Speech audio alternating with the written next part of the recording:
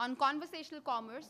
So our next session is on user growth and engagement through conversational commerce.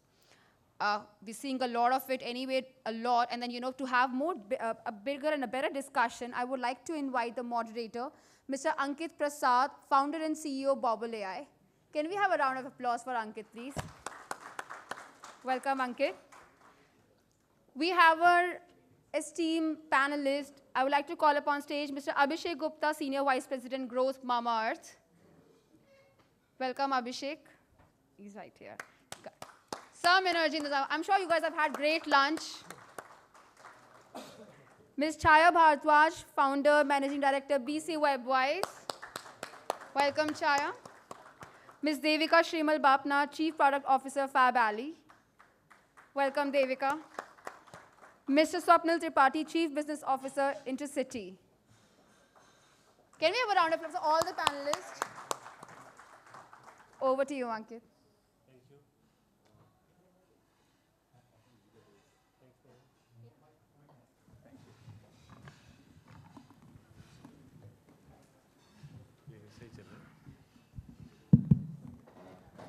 Hi everyone, I know it's post-lunch and therefore we have tremendous responsibility to make this session more exciting and ensure that nobody in the audience is sleeping right now, right?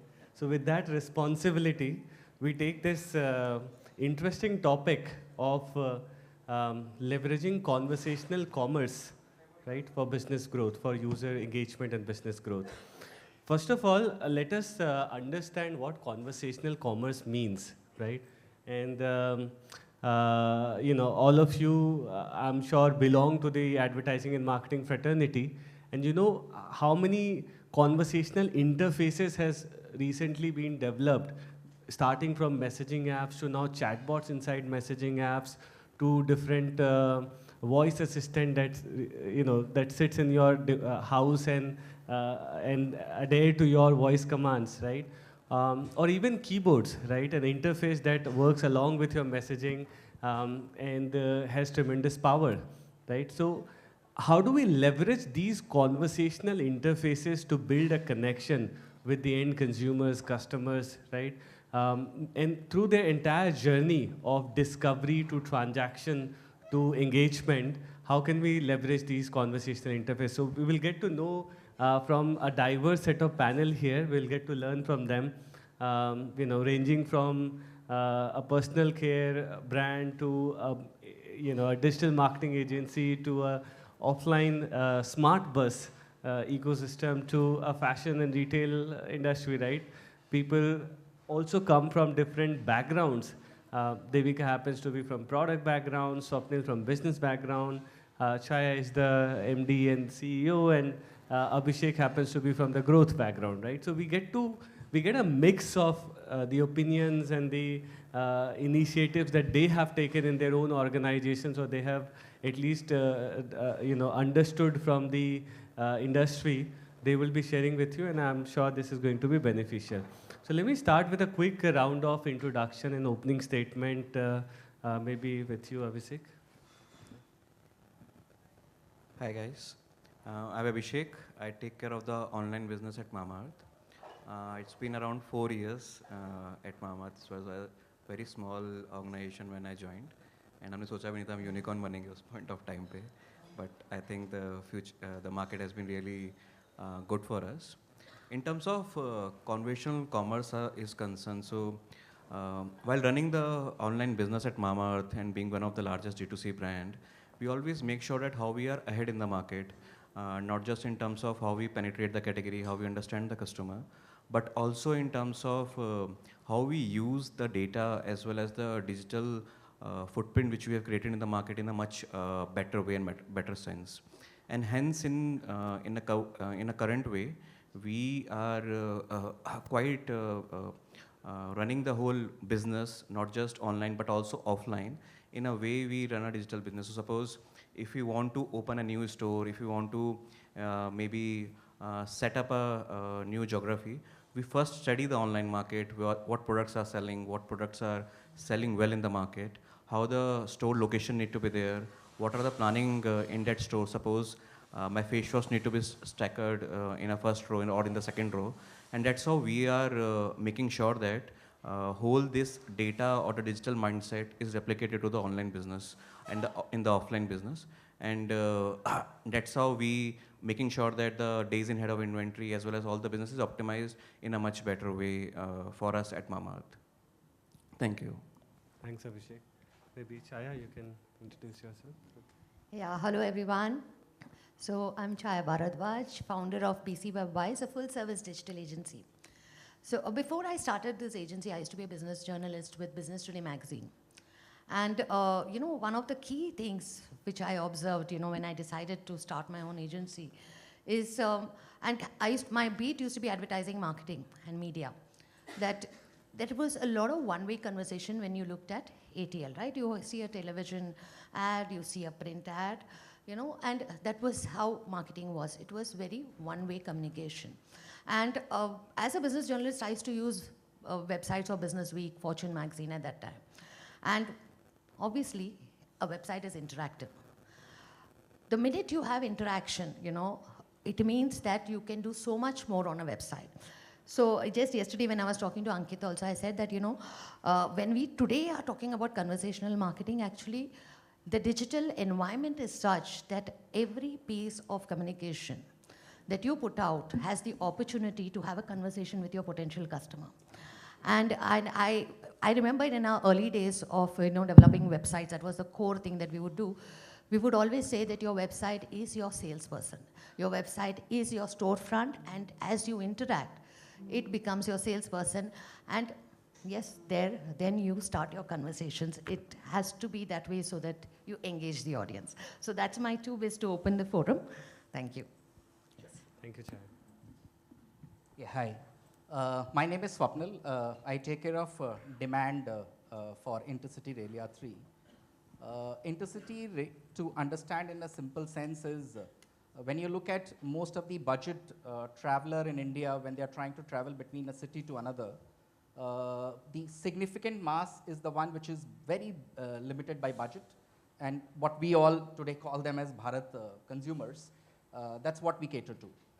And there, our offering Intercity Smart Bus fundamentally makes the entire standardized journey available for anyone who wants to travel between city 1 to city 2. Coming to conversational, in fact, when Ankit sort of mentioned it and when I got to know about the session, I think very interesting part is that conversation is given. Unfortunately, the ways and means to sort of make it happen in the entire commerce as an aspect is not really as obvious as what can be done. So when we develop a UI, when we try to develop a user experience, intention is to have a conversation, but that doesn't solve the entire puzzle. So for us, conversational commerce, while of course there is certain bit, of course we'll talk when we go into depth about how we have tried to sort of do it in terms of pre-engagement also, but larger piece for us has been to drive the repeat user behavior. That how the repeat user behavior can be increased through the conversational commerce. Disclaimer, it's not that we are any expert. We are still figuring out, trying our bit, but happy to share as we go along. Thanks, Swapnil. Hi, everyone. I'm Devika. I'm the Chief Product Officer for brands Fabali and India. Fabali is a Western wear, and India is an ethnic fusion wear. So we are a unique mix of an online and offline. So 55% of the business is offline also for us. So that's a huge chunk. And omni-channel is often where we talk a lot about. And bringing in conversation commerce is very important, because how is that customer interacting at the store and getting a similar experience online as well. So it's a constant conversation piece within our internal meetings. And like Swapnil said, it's also, the rider is that we're also exploring and evolving. I think no one's really cracked it at the best level yet. Thanks, Devika. I'm Ankit Prasad, founder and CEO at Bobble AI, which is a conversation platform that we have built on top of a keyboard service on smartphone. Right? Just like you can imagine how Instagram and Snapchat are built on top of camera service, or how YouTube is built on top of video player service, we have taken this innovative approach to build a platform on top of keyboard service. It's a strategic real estate on smartphone, which is omnipresent, and you use keyboard across different apps. And that's how we understand what is the kind of conversational intent people generate and how do we leverage it for businesses, right? And to me, it's very natural evolution that commerce is going through. It started with retail and then moved online, e-commerce. Social commerce became a thing a couple of years ago when Meesho entered into it and few other players out there. And now the talks are on for conversational commerce, right? And because it's a natural evolution, the techniques and the experiments that people are doing are also very unique, and there is an ample opportunity to learn for us. So let me start with Abhishek, the first question, which is around discovery, which is the pre-transaction, right? Have you ever leveraged a conversational interface for one of your brands to make sure that the people are able to discover the right products within the wide range of products that Mamaearth has to offer? Yep. So we are a house of brands. We have 7 brands in house. One of the brand is Dermaco. So Dermaco is a brand which deals in a active space. You might have heard about niacinamide, salicylic acid, which they works on a particular type of a skin problem or maybe enhancement for the skin. So when we were working in the market and when we launched the brand, it was more from a traditional approach what we used, that we have opened a traditional website of a e-commerce, asking customer to buy it with some information provided over there. But after a while, we realized that people might have come online, but they expect a offline behavior, a more personalized behavior. They might be sharing a problem to a beauty assistant in their store, and then they are recognizing, okay, you might have acne, you might have a dry skin, and this is the product suitable for you, and this is the regime you must follow. So after getting these consumer feedbacks and analyzing the market, we launched a whole AI visual tool. We analyze the skin of the customers or the face of the customer, they open a camera, and based on the skin analysis, we suggest the product to the consumer. And what we have seen, the 2 matrices which we have seen the jump in, first is the conversion rate of the whole website. The conversion rate, at a user level conversion rate, people might be, and people are very intelligent, they are trying a tool multiple times with maybe some images with their child, etc. And couple of people, one people is trying at least 2 to 3 times to make sure that कोई fraud tool तो नहीं है या फिर कुछ ऐसा तो नहीं है. And after getting accurate results or maybe the desired results, they started buying from that. We have seen the user level conversion rate has increased by 20%. And that funnel, which started with a contribution of 5%, currently contributes around 30% of the overall business at this point of time. And these type of consumers, we are able to connect deeper with these consumers, and hence the brand recall as well as the repeat rate is really high for these type of consumers. And hence for such type of brand, which have a very niche play in this space, makes really sense when you are able to interact with the customer in a much deeper way.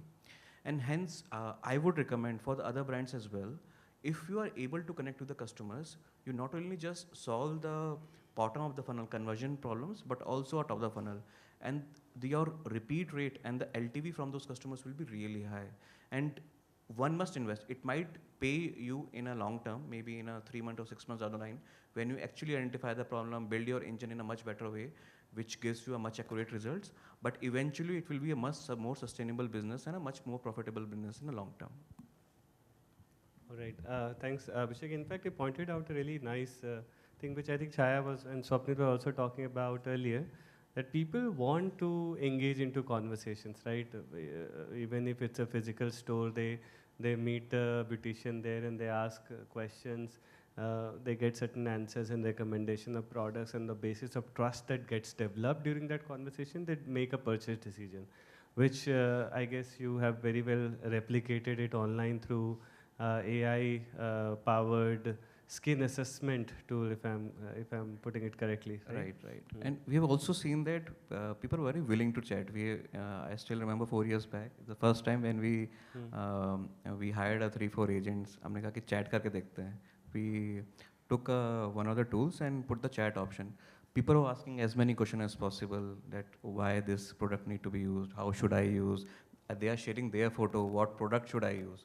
And that's how the whole framework for how the discovery, what people really want, and how the conversion funnel need to be closed at that point of time. That inquisitive nature of human is clearly visible with the success of ChatGPT as well. The kind of number of requests that they receive is humongous, right? Because people are just curious how it is going to respond, and they ask weird questions, random questions, and then they take a screenshot and post it on on their Twitter accounts, right? My Twitter has been full of such screenshots.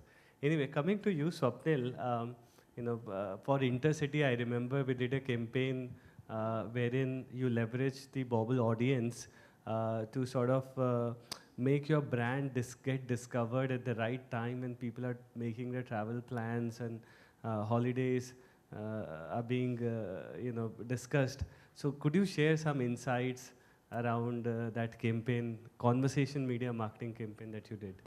Sure, sure. So it was, so understand us as a brand like this, that it's not just a regular mobility solution between a city A to city B, because we were the first ones in India to come up with a narrative or a product offering which was far superior than what was available in the market. So for example, when we launched and we realized that we have created a fleet which is generating an NPS of 65 onwards, the market was used to an NPS levels of 0 to 10 or even minus in certain markets. So what was important for us to do is that, that we convey the messaging around that, hey, listen, you have not experienced anything like this before. And there we wanted to build the entire communication around 2 to 3 pivots of our product offering. So safety was one, that, hey, listen, these are safe buses because these are tracked, you have CCTV inside, you can share your tracking with your loved ones who are waiting for you to reach at the destination.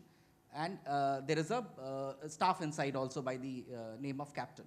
The second narrative was that it arrives on time, that, hey, listen, you can be sure if you're going for a professional purpose or a business trip, that you will arrive on time and you'll be able to reach your destination within the city on time.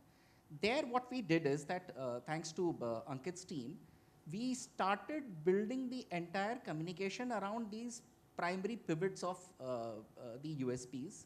So we built a lot of interesting stickers around safety, that what does safety mean?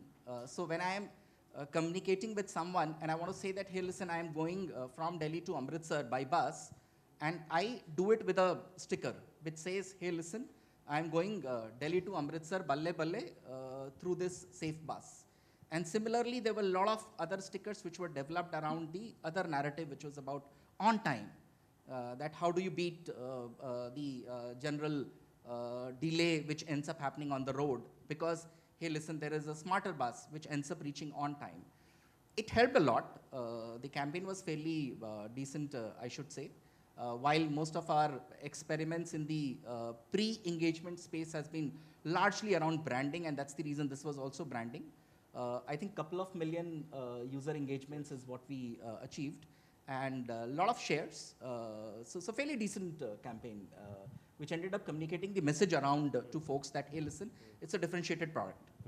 Yeah, one thing I can highlight from that campaign is, while we can track only the number of people who engage with that content coming from the keyboard to WhatsApp, but when the content enters the WhatsApp, we don't have a track of how many times it gets reshared or forwarded or shared in family groups, downloaded and made as a DP, or made as a social post, etc. So there is an inherent virality which is associated to such conversational campaigns.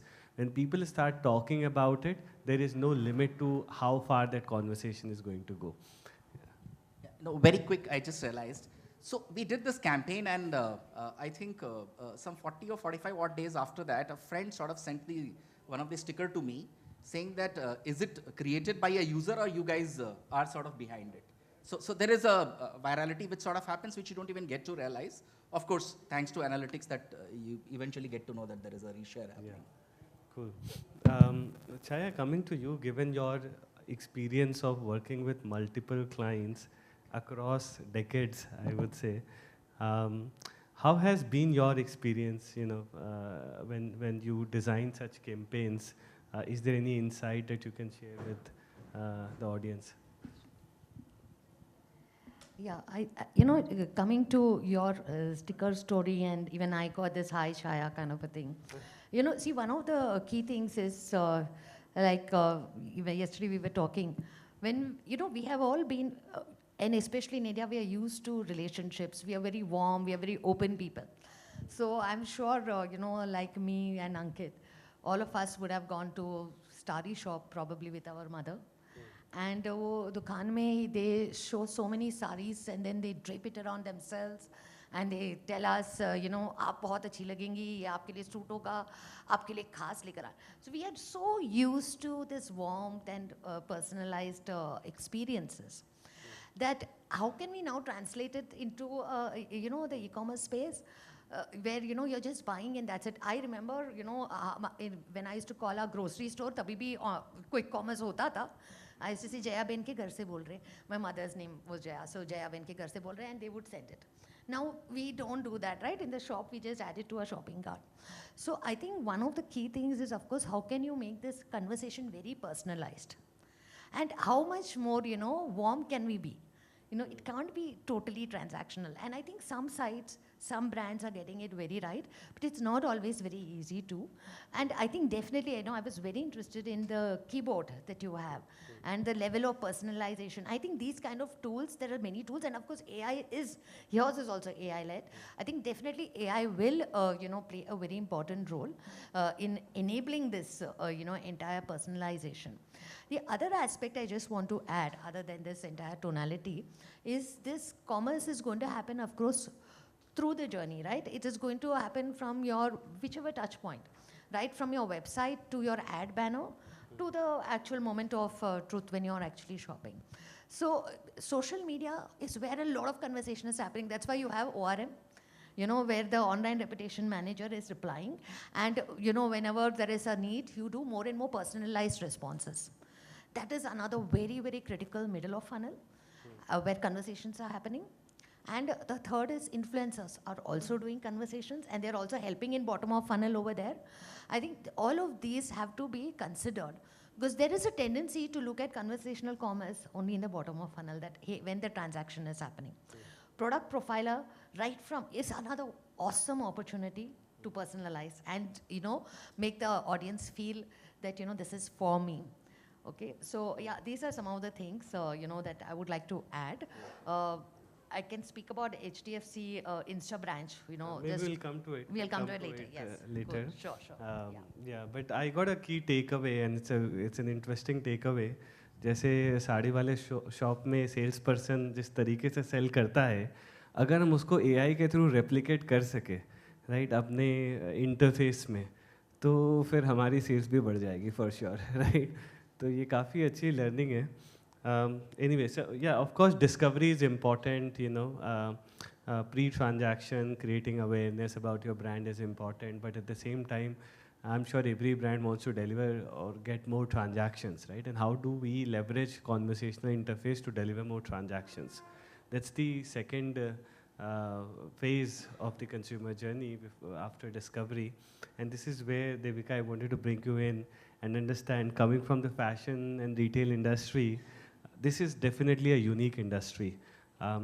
I saw some international brands adopting something similar to what Abhishek was mentioning about personalized, recommendation based on skin and assessment. Similar things is being offered by some of the international brands. As an insider from the industry, what's your take on conversational interfaces for transactions? Sure. Definitely, it's picking up. A lot of international brands are getting there, and Indian as well, on the chatbots for sure, the WhatsApps, and getting social media is the biggest, I think, traffic driver anyway. So Instagram, and so right now, currently in our company, also we've been manually the customer care answers, right, or all those PP messages that you're flooded with. But there are lots of solutions out there that are automating this, and the chatbot takes over and talks to the customer or your followers.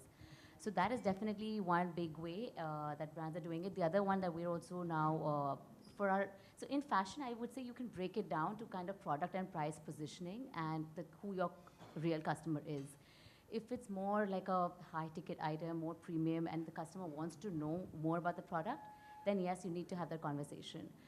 for us, for example, for Fab Valley is a fast fashion brand. People don't mind, dropping 900 bucks for a dress, right? Nobody wants to talk so much for that online. But for a more luxe line that we are launching, we are also looking at, launching a virtual video stylist taking over and talking to you and how to drape that sari, and it's a pre-draped sari, and you can take it like this and all of that. Exactly what you were talking about. So bringing that to the digital world is something we're definitely looking at. Yeah. Interestingly, I think one of the reality show, a lady came up and said that, hey, listen, I'm a social media draper and I sort of upload videos. Yeah, so I unfortunately not able to recall, but very interesting. I mean, somebody just making money out of draping saris in various ways and one can do it. There are lots of those. Lots. I have seen those recommendations on YouTube. Didn't know that they became so popular to reach the likes of Big Boss. Anyway, I think Chaya, is the right time for you to tell about that Insta branch story. Yes, sure. So, taking off from what I was talking about, that, you have, we converse a lot on social media with our audiences. So there are product queries that come in. And essentially today's customer, I think we are so omni-channel, and that's why Insta shopping is so big, right? We're shopping on Instagram. And even though the customer is actually leaving Instagram and going to the store, you ask the customer in a research and they say, I shop on Insta nowadays. They do not even realize that they are outside of Instagram to that extent. So keeping with that, an innovation we did, we work with HDFC Limited.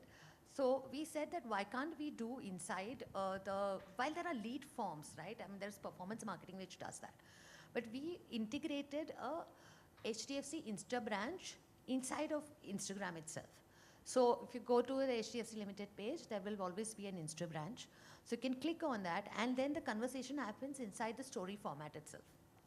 So in that, the conversation happens on, asking the audience about what kind of a loan do you want, what is this. So there is a conversation that happens within that interface, and ultimately, so within the first month that we launched it, within 3-4 weeks, we had got about 10,000 leads. And of course, that it still continues, and it becomes one more channel for, driving leads. All I'm trying to say over here is that every touch point is something that is very critical. And the zero moment of truth of purchase can happen at any touch point. So as much as more you can enable your conversation to even close the deal is something that, one can always try to optimize and work towards. Indeed, in fact, banking has also seen similar evolution, just like commerce is seeing. In my childhood, we used to go to the physical bank, and then it became available at the comfort of the home from the laptop and desktop to their website. They used to call it web banking or something like this.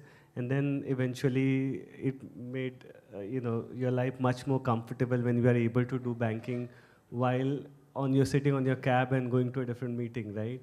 And therefore, it is the banks who followed the consumer. It is not the consumers who are following the bank, right? So wherever the consumer is going, bank is behind them. And for obvious reasons, now the consumers are spending more time on social media, and therefore banks are creating things like Insta branch on social media, right? And if you look at the data, people are spending more time on conversations, and therefore we have seen some of the international banks. There is an example called Payki in Israel, which have created banking functionalities inside a keyboard, right? So that while you are chatting, no matter whether you are chatting, you are able to make the payments and request for collection of payments or do things like those from your keyboard, right? So just makes life much more easier. So I think banks will continue to follow the consumer, and so is the commerce. On this note, Devika, I'll come back to you. I think you touched upon the traditional calling system that you have been using. How do you see it as a contrast to the new age chatbots and voice assistants? What are the differences in terms of conversion, adoption, or in terms of ease or cost, whichever insights you can share with us? Yes, sure. So yes, we actually still do a lot of customer calling, just picking up the phone and, for feedback. If the return on a certain product is high, we get a design team on the call. So that is a very traditional way of, having that conversation. And I think that kind of comes back to your point of the warmth and, sometimes there's the ease as well. So I think there are two ways to look at this. If a conversation commerce, if the solution is really high end, the tech front, it's you know, a lot of the times I've seen it on brand front end, it's so full of glitches, right? It really puts one off. For me, personally, as a consumer, I just bounce off immediately if I see a very intrusive chat box, right? It's just too much in my face. Like, I know what I'm doing. I don't want any interruption. So sometimes I would prefer the old school way of just, you know, having 2 minutes and just scheduling an interview or something with the customer. So we do a lot of that. We do our personal touches when we invite customers over for lunch also to show them a preview of our next lineup and, you know, things like that, which you still cannot exactly replicate, right? The human touch and feel, I think that warmth, still you cannot. I think machines are still a little far behind to replicate that, I would say, yeah. Okay. Because there are some AI companies we know of which is trying to also replicate the human calls and make it automated. आजकल सबके घर पे आता हूँ यहाँ पे मैं केजरीवाल बोल रहा हूँ types. So there are companies which are trying to replicate the human you know, conversations on calls as well. And it will be interesting to see, you know, whether the emotions can be replicated through technology, right? But yeah, glad to see that perspective of traditional calling, which is also a conversational commerce, by the way. Yeah, we get 60 to 70% do respond, you know, so the hit rate is pretty high. We largely use it for post-transaction. Acha. So that's where it is. So it's not for conversion per se, they are already our customers. Yeah. So in fact, for post transactions, I think Swapnil, the industry that you work in, I think most of the customers would be low frequency customers, if I'm not wrong, because I don't, okay, I might not be in the TG, but let's say there are people who don't travel with buses every day, right? Intercity, that too. So in such a scenario, once the transaction has happened, how do you ensure, and if there is any conversational interface involved there, to ensure that there is a repeat transaction from the same customer going forward, and their loyalty and retention is maintained with your platform? Sure, sure. So, okay, now coming to frequency first, what we call as a reason to travel, we divide them into two buckets, and fairly relevant for our category.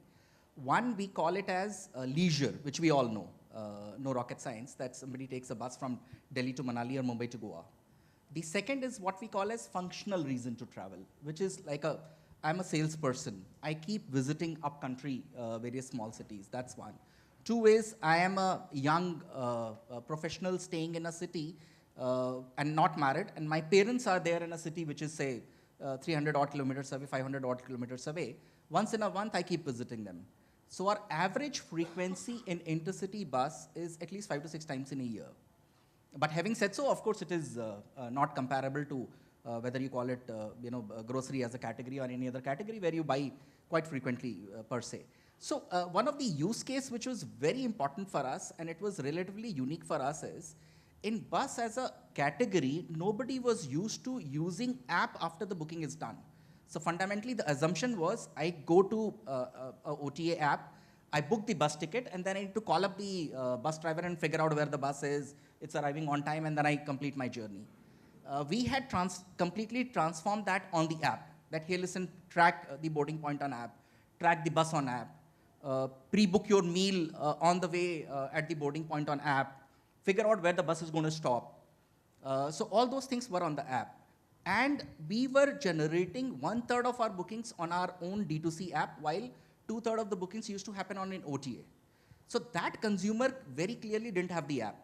So the experience becomes subordinary if you do not have the app while you're traveling in an intercity smart bus. So there we took the conversational commerce approach to solve that use case. So the moment you have booked a ticket on a, say for example, any OTA, the first thing that will happen is that we will push a WhatsApp nudge that, hey, listen, great, took the great decision. Now do you know that there are 3-4 more things that you can do to manage your journey better? And that's where a menu-based conversation would sort of start. That I would like to know where is my boarding point. Cut, there is an answer. I would like to know where does the bus stop for dinner. Can I pre-book my meal, etc. And then at some place we would nudge that, why don't you download the app, it will help you manage the journey better. So that was one piece of conversational, I wouldn't say commerce and engagement, which worked very well for us. So from an earlier scenario where 2/3 of our consumers, only 10% of them used to download the app pre-journey, that almost reached to the extent of 55 to 60%. Yeah. I mean, That's amazing because once they download the app, then there is a higher probability of loyalty and repeat transactions, etc. No, that's very insightful. In fact, in the interest of time, I'll take a last question probably from Abhishek. Additionally, I wanted to cover, the data analytics and user insights that we can gather from the conversational interfaces and how we can use it to strategically take decisions in our business. So Abhishek, I guess you must have done something on the market research front, which you can share. Sure. So we had at 2 years back we had around 5 million customer base. So and our repeat was quite healthy.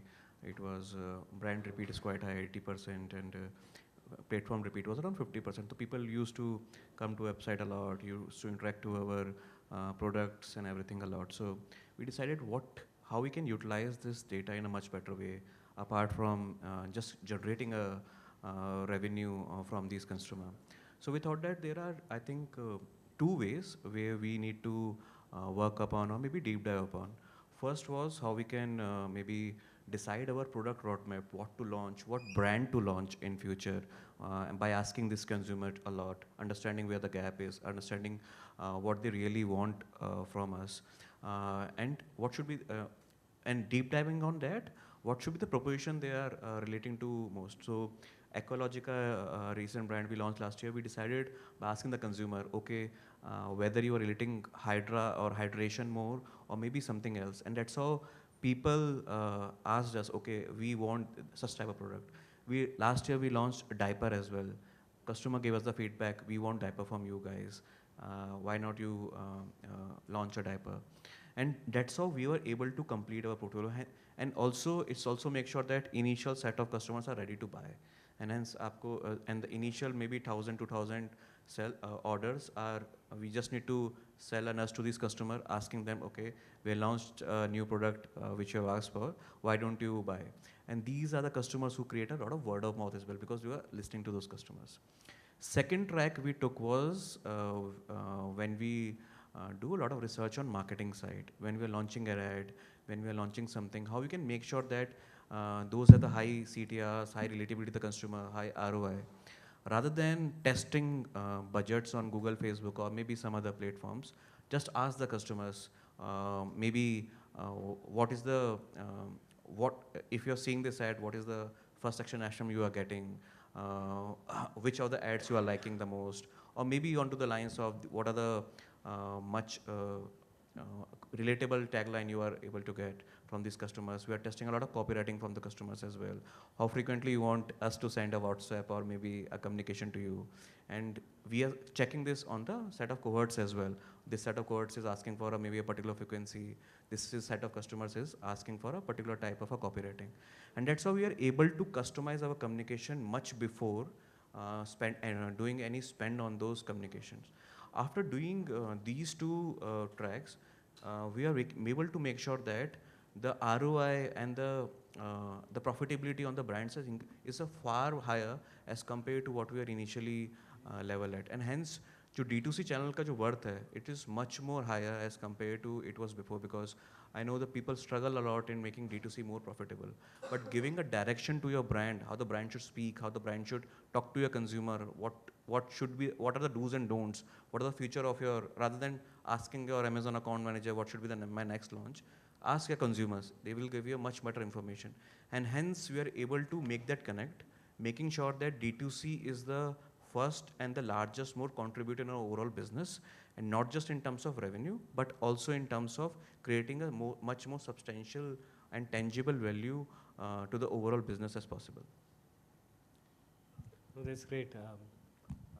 In fact, I mean, this is a very valid use case for almost all the categories of businesses. Every business wants to, should have that direct connection with the end consumer to test out various strategic decisions that they take on a day-to-day basis.